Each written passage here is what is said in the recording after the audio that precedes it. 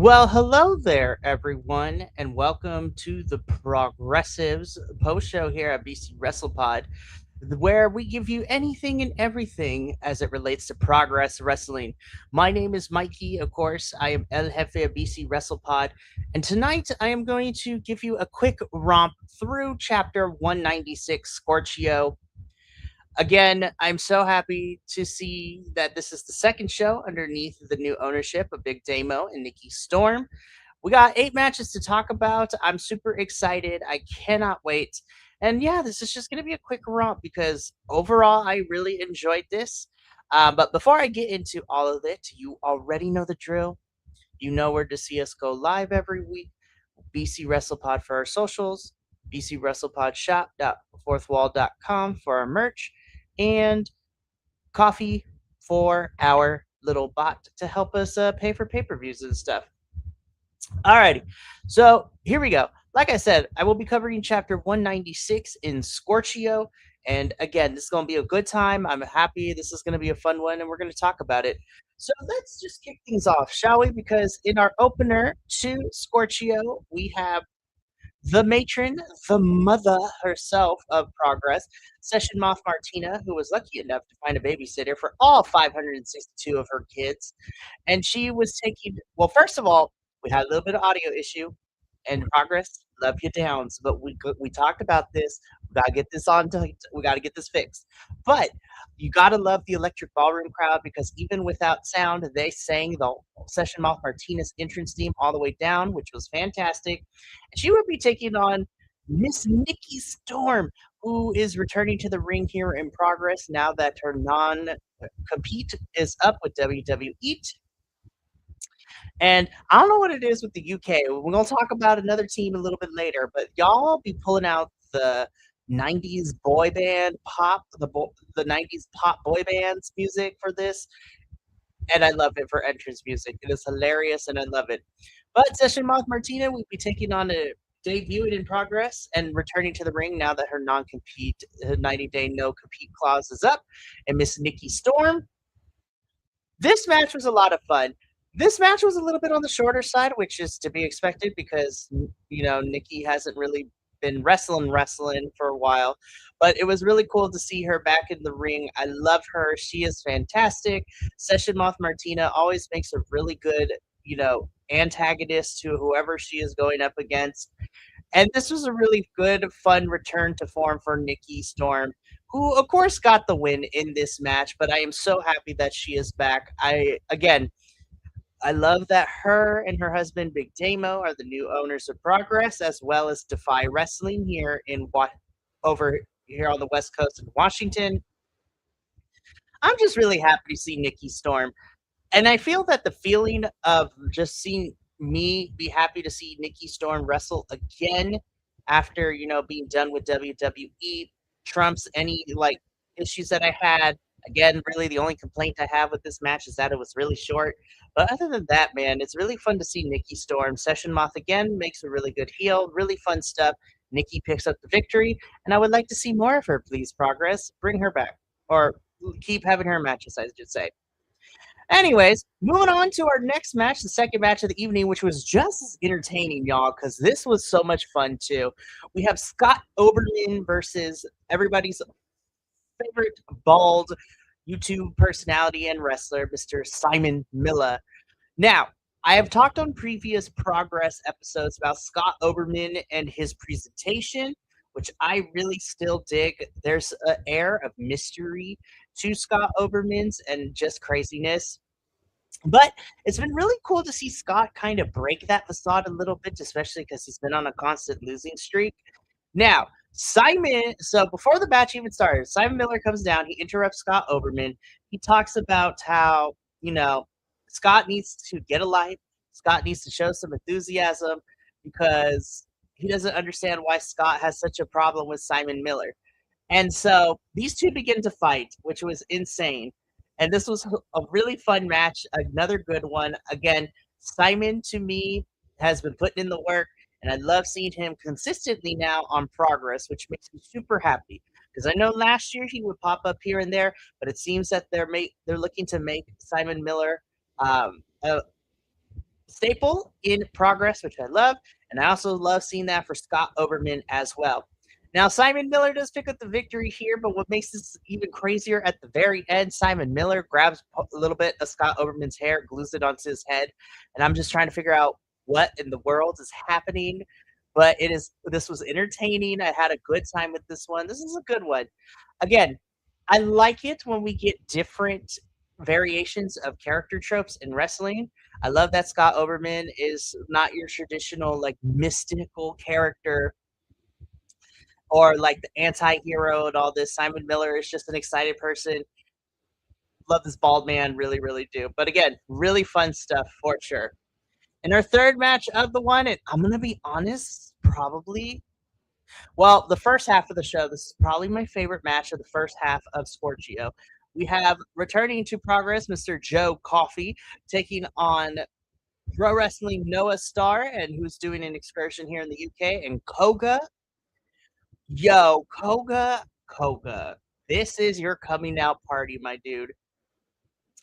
Koga has been with the Session Moth family since getting here. We last chapter, at chapter 195, we had Koga go after and challenge his twin brother Gene Money for the Atlas Championship. While Koga did not win that match, it was a really good match and it was really showcased his potential. This was the coming out party for Koga. My goodness, this is not to say that Koga's wrestling before this was not great, but this is where he put everything that he's been learning in the UK on his excursion, and he put it to use. Because my goodness, Koga was on fire, and Joe Coffey is no slouch either for this one. Honestly, this was my favorite match of the first half in terms of wrestling wise. And what makes this even better is that Koga picks up the victory, beating Joe Coffey, and the Session Moth family celebrate in the ring. And I am so proud to see Koga and him learning more and being able to do more in his excursion here in the UK. You gotta love it, man. And I'm looking forward to seeing more of Koga in progress as the rest of the year goes on. Now, closing out the first half of Scorchio, we end the first half of the show with our blood debt match between Spike Trevay and Bullet. Now, I had no idea what a blood debt match is, so I learned this as I was watching it. So apparently, this is how a blood debt match works. Each wrestler has a tiny little capsule that they have on their personage, and what they need to do in order to win the blood debt match is they have to make their opponent bleed, collect some of the blood into that little capsule that they are given, give it to the ref to pay the debt, and then they are allowed to pin or submit for the win. But if they do not give that capsule of blood to the ref, then they cannot win the match until they do so. And this went is about exactly as I thought it would be. Bullet was the aggressor, and he was in charge for the first half of this match, trouncing Spike Trevay, throwing him everywhere, like decimating him. He made him bleed, and so Bullet was able to collect the blood first and give it to the ref, and then Spike Trevay would counter in the second half and get his blood too, and then it was just a straight war of attrition. Chairs, diving into the crowd, ring posts, stairs, jumping off stages.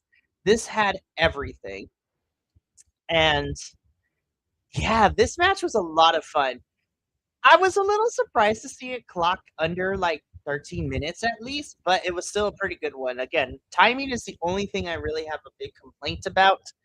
But my goodness, for a blood debt match, for the first of its kind, according to commentary, that this is the first match of its kind in progress, I really did enjoy it. You know, I like when wrestling tries new things. Spike Gervais would end up being the victor in this match, and I think this is it. I think we're done with the Spike Gervais and Bullet feud for now. Spike Gervais can put Bullet in the background from now. Because I'm going to talk about Spike when we get to our main event, because I think we might be setting him up to be our new challenger for our Progress Men's Champion. Also, sidebar, I like Spike Travail's interest theme. Rory is one of my favorite singers in the EDM scene, and her song for Spike Travail's entrance, which the song is called In the Bible. Really good stuff. I actually really enjoy it. But yeah, this was a really fun match to end the first half. Again, blood debt match, first of its kind in progress. Um, yeah, again, I like when wrestling tries new things, and I'm excited to see where the Vultures, Mike Gervais, goes from here. We get a little bit of a break, and when we come back, we open up the second half with this match. And honestly, this is a really good match, y'all. I highly recommend you go see this tag team match. So we have the Velocities taking on CPF. These two teams are very new to me. I've heard of the Velocities by name, but I've never heard of CPF. And once again, we had 90s boy band music entrances. Great, loved it immediately. 10 out of 10 for me. But this match was when that bell rang, it was just 120 miles per hour. This is why I love Progress, is because not only do we get to spotlight new talent, but tag team wrestling is well and alive here in Progress. These two went at it, and my gosh, this was amazing. CPF would win over the Velocities. But again, I love it that Progress, what they're doing is showcasing new talent or newer talent, young talent, which is really fun. I want to see these two come back. I want to see them fight again. I wanted to see the tag team action more here in Progress. So, really good stuff. I love them dearly. Good, good stuff with this opening match of the second half. Okay, so this match was for, let's talk about this because the match itself was a lot of fun from what we got. So, this is for the Progress Atlas champion, and this is, of course, the dirty dog himself, Gene Money, taking on Tommy Tanner. Tommy has been on the Progress shows for the last couple of chapters, and I'm really digging Tommy. I said this last time. And of course, Gene Money, fantastic stuff. The match was really good, and I was having a blast with it. But then, let me tell y'all, from NXT UK to Rev Pro, Shaw Samuels makes his return to Progress and causes this match to go to a no contest, beats up Session Moth, beats up Gene Money, beats up Tommy Tanner, and lets it be known that he's coming for the Atlas Championship, y'all. I love me some Shaw Samuels. I think he is great, and I am looking forward to seeing what he does here in Progress. This is going to be fun. I'm really excited. This is good stuff. And because this ended up being a no contest, and with Shaw Samuels getting involved, at chapter 197, Wrestling Over Everything next month, we're going to have a fatal four-way for this Atlas Championship. Gene Money will be defending the title against Tommy Tanner, Shaw Samuels, and MLW wrestler Dijak. So it should be really interesting. But yeah, the match itself before the Shaw Samuels run-in was fun, fantastic, good moments, funny moments, good wrestling. But I'm really excited to see Shaw back in Progress, and I'm looking forward to it. Now, after this match, I thought, let me tell you, this was my match of the night, and this was really hard because the next match was also in contention too. But this one definitely was my match of the night for the Progress Women's World Champion, Alexis Falcon, taking on the 2026 Women's Super Strong Style 16 tournament winner in Rio. These two know each other very well. They have danced before many occasions in Progress and across the UK scene.